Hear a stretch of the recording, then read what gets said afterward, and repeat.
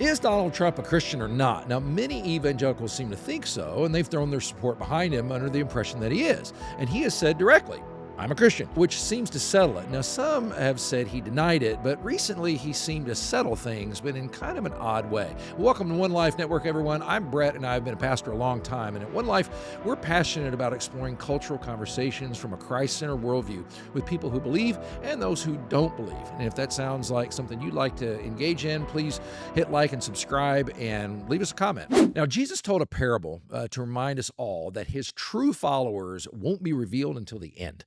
So we have to be content with, at best, kind of cautious optimism when trying to figure out if people line up with their stated beliefs.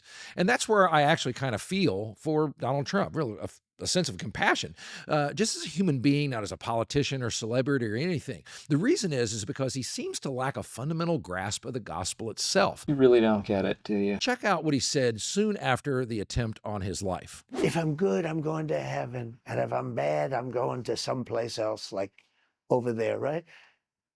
But it gives you, there's something that is so good for a country. Now, this is not the commentary of someone who genuinely understands what Jesus came to do and what he offers. I would call it Christian adjacent, belief in an afterlife, that it is tied to morals and life assessment. That's all true. The New Testament says it's given to every man once to die and then the judgment. But where the flaw comes in is his perception of his own goodness. It's pretty obvious. Donald Trump, just like most people, files himself in the good category.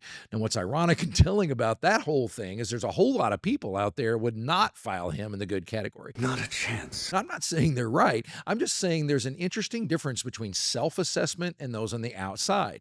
Now, the message of Jesus is none of us can stand before a true objective assessment of our moral character. Jesus said every careless word will be brought into judgment. Then you have motives and the good we fail to do. We can know in advance if we try to stand before an all-knowing, perfectly pure judge of the universe, things aren't going to go well. And this is where Trump stumbles. I remember hearing him say this back when he was running for president the first time. Have you ever asked God for forgiveness? That's a tough question. I don't think in terms of, I'm a religious person. I'm not sure I have. I just go and try and do a better job from there. I don't think so. I think if I do something wrong, I think I just try and make it right. I don't bring God into that picture. Now, to say you don't need forgiveness is to miss the most foundational point of Jesus coming to the earth. You missed the point. When an angel announces birth, he says, his name will be called Jesus, for he will save his people from their sins. The name Jesus means God saves. His very name contains the idea of forgiveness and rescue.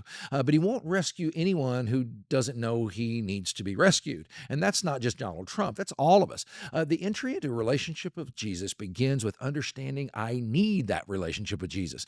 The New Testament states pretty plainly that there will be those who would self-label Christian but not be the real thing. Now, here's a video that will help you ensure that's not you. Hope that helps. See you next time.